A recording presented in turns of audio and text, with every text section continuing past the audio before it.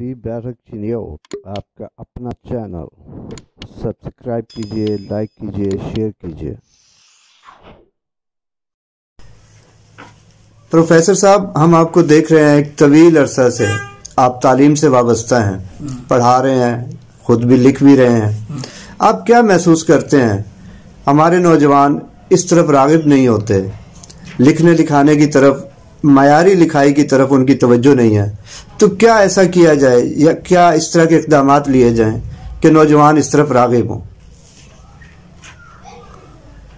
इसका जवाब यही किया जा सकता है, जो मुल्की हालात हैं और जिस तरह से ये हमारे सियासतदान जो है हुकूमत कर रहे हैं, इनको इस बात की तरफ तवज्जो नहीं है और ना ही इस पर ख़ास तौर पर जो मुल्क के हालात हैं वो ऐसे हालात नहीं है कि कोई उसके लिए, ये तो एक मुल्की लेवल पर एक तंजीम होनी चाहिए और उसकी तरफ। इसके बावजूद बात जो जिन्होंने पढ़ना होता है वो आजकल के दौर में भी पढ़ रहे हैं, बड़े बड़े कारनामे सर अंजाम दे रहे हैं।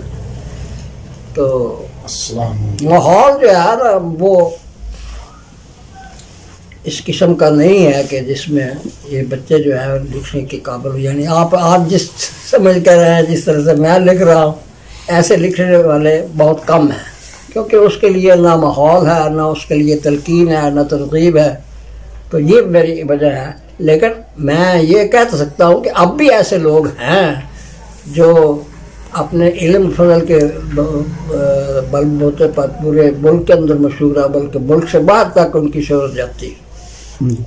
प्रोफेसर साहब, ये फरमाइए कि तालीम का गिरता हुआ मायार हमारे सामने है।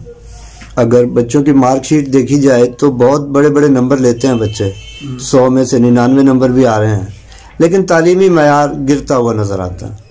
आप क्या तजावीज़ देंगे? आपने निसाबी कुतुब भी लिखी हैं, तो आप हमें बताइए कि तालीमी मायार को बेहतर बनाने के लिए क्या किया जाए? तालीमी मायार को बेहतर बनाने के लिए तालीम गाँव का जो है माहौल, उसको बेहतर बनाना होगा। और फिर बड़ा दारोमदार इस बात पर है कि तालीम देने वाले जो है वो किस कैलिबर के हैं। मैं ये समझता हूँ कि हमारे यहाँ तालीम देने वाले जो हैं वो उस नौइयत के नहीं हैं जिस नौइयत के हमें जो उस्ताद मसलन जो मुझे उस्ताद पढ़ाते थे, अब उस कैलिबर के उस्ताद भी नहीं है। पूरा माहौल देखे ना, माहौल पूरा मुल्क की जो हालात है उस पर निगाह दौड़ाए ना। तो जो पढ़ाने वाले हैं वो ही इस काबिल नहीं है, तो फिर पढ़ने वाले जो है वो कितने काबिल होंगे।